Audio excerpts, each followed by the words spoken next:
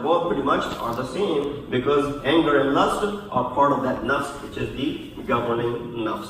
Quran also warns us of the external enemies who obstruct the path of Allah subhanahu wa ta'ala, highlights these individuals and rejects them completely as they become the reason for you to be deviated. Therefore, believers are encouraged to recognize these internal and external enemies. We just counted 6 of them in front of you, remaining vigilant and seeking ways to counter their influence to stay on the right path. Here are some aspects of the enemies of Islam as described in Quran, their desires and their intentions. So, we will focus the discussion from all those 6. Shaitan was part of it, Kuffar were part of it, Ahl-e-Kitab were part of it, your family was, some of them were part of it, and your nafs was part of it, and then those lust and desires were part of it. Here the focus is those which are particularly the enemies of Islam, which are doing what? Keeping Muslims away from goodness. And this is, again, the ayat of Quran. This is not something which we have derived from the tafsir or hadith. Direct, straightforward ayat of Quran which highlights that these are the obstacles in your way. It could not have been explained more explicitly. It could not have been spelled more openly than the way these ayat are highlighted. I'll go through these quickly. Ayat number 105 from Surah Baqarah. مَا يَوَدُّ الَّذِينَ كَفَرُوا مِنْ أَهْلِ الْكِتَابِ وَلَا الْمُشْرِكِينَ أَنْ يُنَزَّلَ عَلَيْكُمْ مِنْ خَيْرٍ مِنْ رَبِّكُمْ. Those who disbelieve among the people of the book and the prophets do not like that any good should be sent down for you from Allah subhanahu wa ta'ala. They don't want divine rahmat coming to you. That's their internal wish, and they'll go out of their way to go ahead and do whatever they can to stop that. This verse reflects on enmity and jealousy of these previous followers of faith who did not want Islam to flourish or to gain any superiority. Number 2, the complacency and the compromise by the Muslims. Sometimes what happens that this results into us giving up. You know, the enemy desires Muslims to retreat from their core principles, pushing them towards compromise. We say, sure, Bismillah, I can let go of a few things. I live here in the West, I need to adapt the ways, I need to assimilate myself into the society, I need to be accepted by the society, certain things are done in certain ways, although they contradict with my Quranic and Islamic teachings, but sure, no problem. So we give in. I said, وَدُّوا لَوْ تُدْهِنُوا فَيُدْهِنُونَ. They wish that you should compromise, so they would also compromise. But of course, they're not going to compromise. They're just pushing you to come to the brink of compromise. It says, but كَثِيرٌ مِّنْ أَهْلِ الْكِتَابِ لَوْ يُرَدُّونَكُمْ مِنْ بَعْدِ إِيمَانِكُمْ كُفَّارًا. Many of them actually have this faith and this belief that they will continue to persistently go ahead and push the agenda, so you will one day leave the religion of Islam. The ayat of Quran is very clear. Again, Surah Baqarah 109. Their inner hope, وَدَّ كَثِيرٌ, inner hope and dua and love is in what?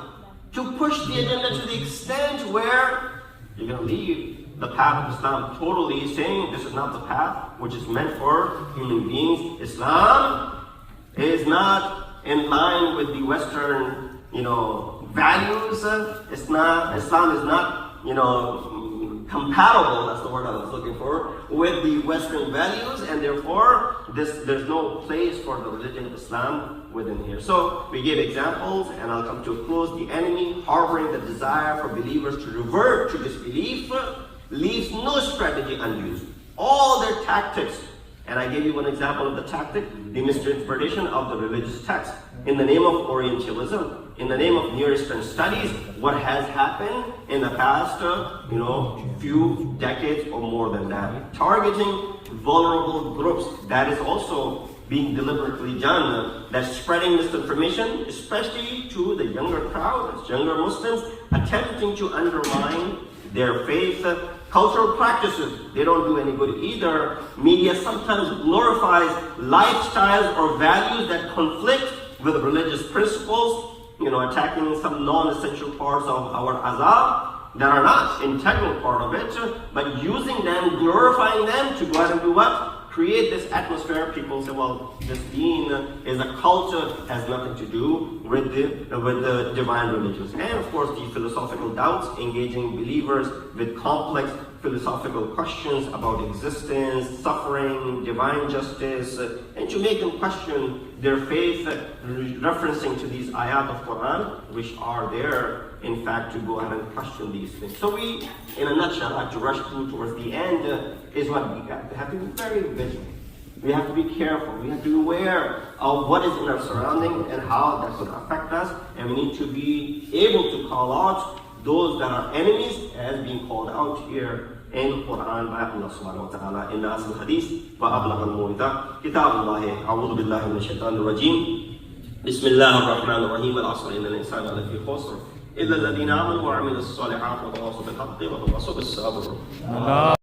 You will find the most hostile of all people towards the faithful to be the Ahl-e-Kitab. I won't specifically mention which Ahl-e-Kitab, the Ahl-e-Kitab, and the polytheists. And surely you will find the nearest of them in affection to the faithful to be those who say we are Ahl-e-Kitab, we are Christians, or we are the Jews. Some close relatives of yours, they could also, as Quran counts them to be what? Sometimes your enemies. Does that mean what? I sever ties with them? Right away, Quran is telling me this? No, the criteria is being mentioned to you. If they fit that criterion, then yes, you don't have to have any relation with such individuals. Why? They can only be devastating to you and your family, and no good could be coming out from that. So it says, a spouse or child who obstructs the person's duties can jeopardize their afterlife, making them and what? Enemy in this sense. It says in Surah Al-Taghabun, ayat number 14, Ya ayyuhalladhina amanu, inna min azwajikum wa awladikum aduwwan lakum fahdharuhum. It says, O you who have faith, indeed among your spouses and your children are enemies of you, so beware of them. Now, of course, this is an extreme example. It requires in-depth analysis as to what is the context that is being spoken over here. Now, you think about the examples of the spouses of the past, and you think about the spouses and the children of the past. One of the examples that comes in front of you is what? Of the day, Nuh alayhi salam's example, right?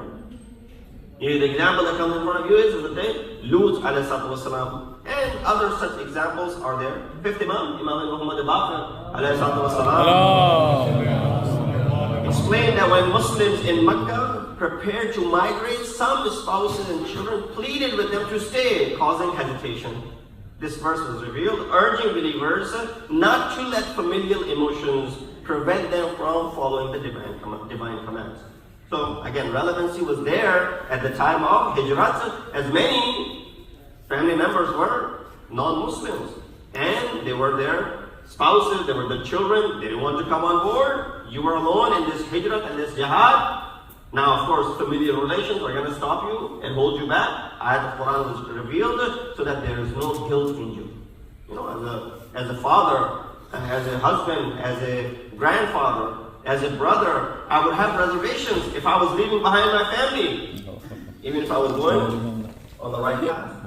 Even if I was following Imam of the time. Imam in the Zamana comes, he says, come along, my family stops me from going. What am I going to do? What is the choice that I have in front of me? Of course, I'm going to follow Imam Zamana, inshallah. That family does not become the reason for me to say, no, I'm not coming with you. I'm going to stay back, right? That was the situation at that time. It was only common and natural for people to stay back.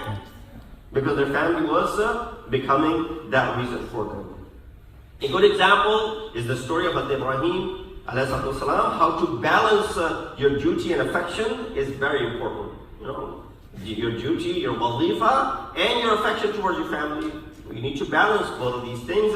And the example of Ibrahim is there, who was commanded to sacrifice his son Ismail, despite his deep love for his son Ismail alayhi salam. Father and son prioritized Allah's commands, exemplifying ultimate devotion while maintaining the familial love. They love each other. At the same time, they say, well, the divine command is what? Father said, I see I'm sacrificing you. The son says, go ahead and do what Allah has ordered you. You'll find me amongst those who are sabir. Sallu ala Muhammad wa alayhi wa sallam. There was no discussion in this, but I run out of my time. I'm going to quickly wrap this all up. Number 5 is the commanding self.